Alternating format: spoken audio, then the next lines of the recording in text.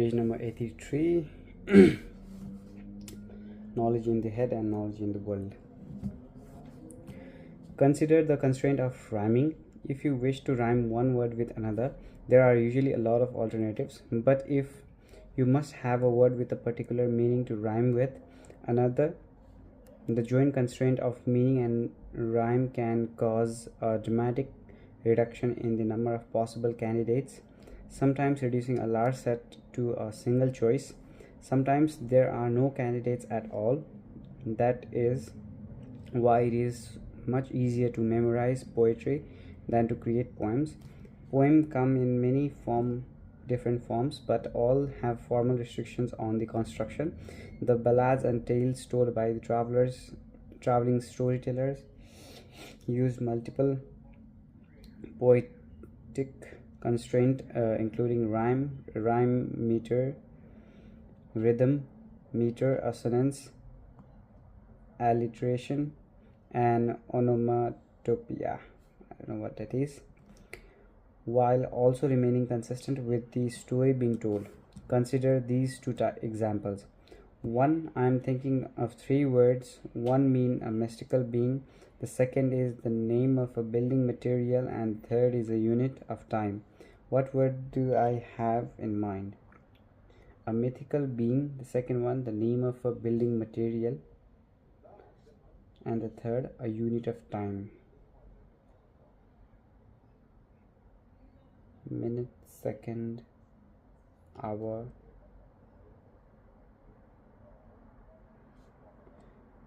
Two. This time I look for rhyming words. I am thinking of three words. One rhyme with post, the second with eel, and the third with air. What word am I thinking of? From Reuben Wallace, 1989. In both examples, even though you might have found answers, they were not likely to be the same three and I had in mind.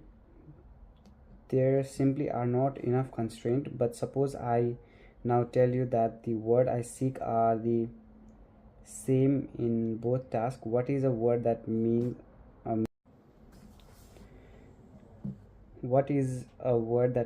a mythical being and rhyme with post? What word is the name of a building that rhymes with building material and rhymes with eel? And what word is the unit of time and rhymes with air? Now the task is easy. The joint specification of the word completely constrained the selection. When the psychologists David Rubin and Wanda Wallace studied these examples in the laboratory, people almost never got the correct meaning or rhyme for the first two tasks, but most people correct answer is ghost, steel, and year in the combined task. The classic study of memory for epic poetry was done by Albert Beit Lotz in the mid 1900s. He traveled through the former Yugoslavia, now a number of separate independent countries, and found people who still follow the oral tradition. He demonstrated that the singer of tales, the person who learns epic poem and goes from village to village reciting them, is really recreating them, recomposing poetry on the fly in such a way that it obeys the rhythm, theme, storyline, structure, and other characteristics of the poem. This is prodigious feat, but it is not an example of rote memory. The power of multiple constraint allows one singer to listen to another singer tell a lengthy tale once, and then after a delay of a few hours or a day, to recite the same song word for word and line for line. The fact, as Lord points out, the original and new recitations are not the same word for word, but both teller and listener perceive them as the same. Even when the second version was twice as long as the first, they are the same in the way that matter to the listener. They tell the same story, express the same ideas, and follow the same rhyme and meter. They are the same in the sense that they matter to the culture.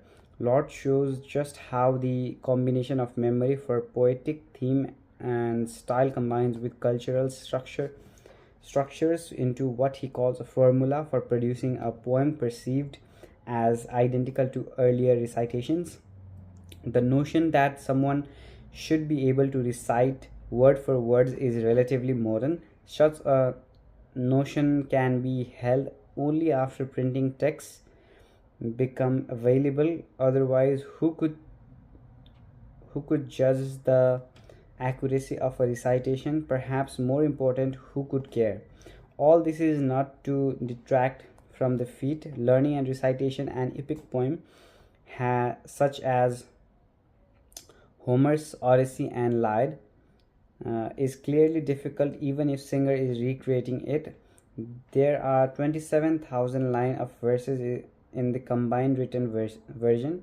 Lord points out that the length is excessive, probably produced only during the special circumstances in which Homer or some other singers dictated the story slowly and repetitively to the person who first wrote it down. Normally, the length would be varied to accommodate the whims of the audience, and no normal audience could sit through 27,000 lines.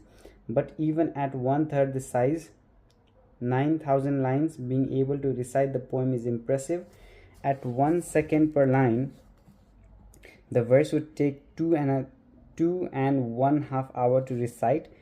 If it is impressive, even allowing for the fact that the poem is recreated as opposed to memorized, producing neither the memorized because neither the singer nor the audience expect word for word accuracy, nor would either have any way of verifying that.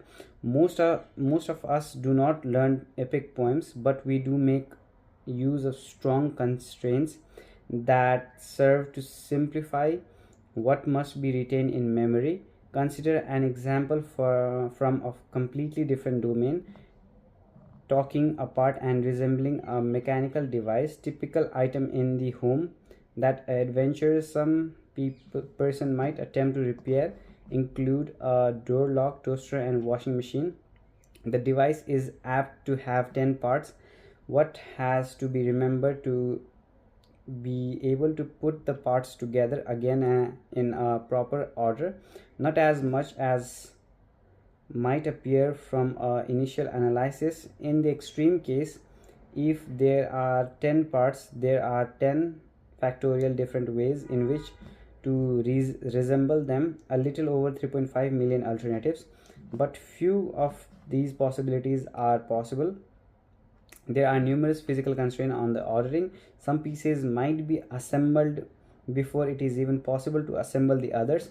Some pieces are physically constrained from fitting into the spot reserved for the others. Bolt must fit into holes of an appropriate diameter and depth. Nuts and washer must be paired with the bolts and screw of appropriate sizes, and washer must always be put on before the nuts. Whether there are even cultural constraints, we turn the screw clockwise to tighten and counterclockwise to loosen. The head of the screw tend to go on the visible part, front or top of the pieces, bolt on the less visible part, bottom side or interior. Wood screw and machine screw look different and are inserted into different kinds of material. In the end, the apparently large number of decision is reduced to only a few choice. They should have been learned or otherwise noted during the disassembly.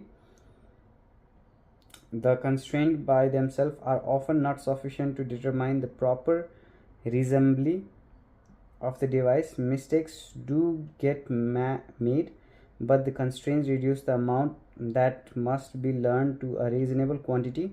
Constraints are a powerful tool for designer. They are examined in detail in chapter 4. Memory is knowledge in the head. An old Arabic folk tale, Ali Baba and the 40 Thieves, tell how the poor woodcutter Ali Baba discovered the secret cave of the band of thieves. Ali Baba overheard the thieves entering the cave and learned the secret phrase that opened the door. Open Sim Sim. Sim Sim means sesame in Persian. So many versions of the story translate the phrase as open sesame. Ali Baba brother-in-law Kazim forced him to reveal the secret. Kazim then went in the cave. When he reached the entrance of the cavern, he pronounced the word open simsim. The door immediately opened, and when he was in, closed on him. In examining the cave, he was gently astonished to find much more riches than he expected from Ali Baba's relation. He quickly laid at the door of the cavern as many bag of gold as his 10 mules could carry, but his thoughts were now so full of great riches he should possess that he could not think of the necessary words to open the door. Instead of open simsim, he said open barley, and was amazed to find that the door remained shut. He named several sort of grains, but still the door would not open. Kazim never expected such an incident and was so alarmed at danger he was in that the more he endeavored to remember the word simsim, the more his memory was confounded, and he had as much forgotten it as if he had never heard it mentioned. Kazim never got out. The thief returned, cut off Kazim's head, and quartered his body. Most of us will not get our head cut off if we fail to remember a secret code, but it can still be very hard to recall the code. It is one thing to have to memorize one or two secret, a combination, a password or secret to opening a door, but when the number of secret codes gets too large, memory fails.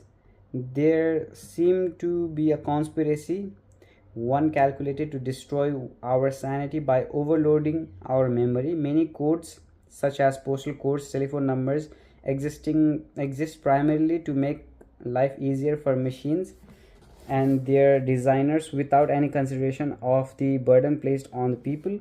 Fortunately, technology has now permitted most of us to avoid having to remember this arbitrary knowledge, but to let our technology do it for us. Phone number addresses and postal codes, internet and email addresses are all retrievable automatically, so we no longer have to learn them.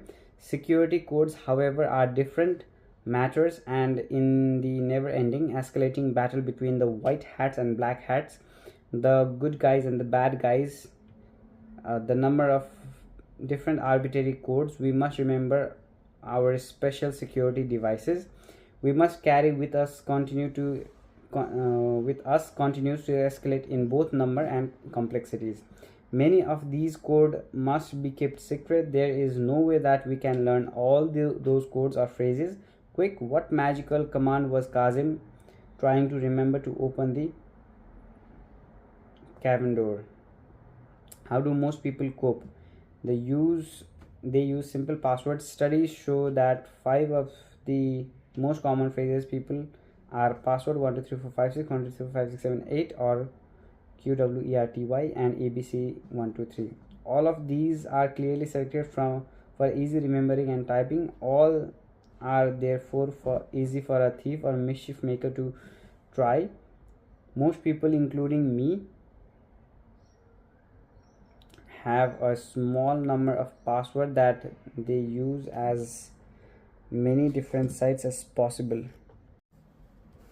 Even security professionals admit to this, thereby hypocritically violating their own rules.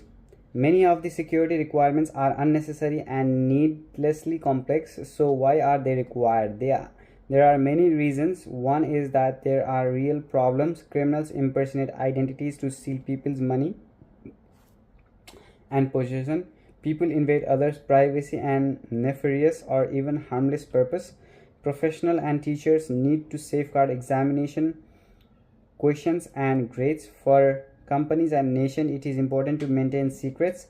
There are a lot of reasons to keep things behind locked doors or password protected walls. The problem, however, is the lack of proper understanding of human abilities. We do need protection, but most of the people who enforce the security requirements at school, businesses, and government are technologists or possibly law enforcement officials.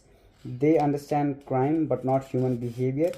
They believe that strong passwords, one difficult to guess, are required, and that they must change frequently. They do not seem to recognize that we now need so many passwords, even easy ones that is difficult to remember, which goes with which requirement. They create a new layer of vulnerability. The more complex the password requirement, the less secure the system. Why? Because people unable to remember all these combinations write them down, and then where do they store this private valuable knowledge? In their wallet, or taped under the computer keyboard, or wherever it is easy to find, because it is so frequently needed. So a thief only has to steal the wallet or find the list, and then all secrets are known. Most people are honest, concerned workers, and it is these individuals that complex security system impede the most, preventing them from getting their work done. As a result, it is often the most dedicated employee who violates the security rules and weakens the overall system. When I was doing the research for this chapter, I found numerous examples of secured password that forces people to use insecure memory devices for them. One post on the Mail Online forum of the British Daily Mail newspaper described the technique. When I used to go for the local government organization, we had to change our password every 3 months to ensure I could remember it. I used to write it on the post-it note and stick it over my desk. How can we remember all these secret things? Most of us can't, even with the use of mnemonics to make some sense of nonsensical material. Book and courses on improving memory can work, but the method are laborious to learn and needed continual practice to maintain. So we put the memory in the world, writing things down in the book, on scraps of paper, even on the board of our hand, but we disguise them to thwart would be thieves. That creates another problem. How do we disguise the item? How do we hide them? And how do we remember them?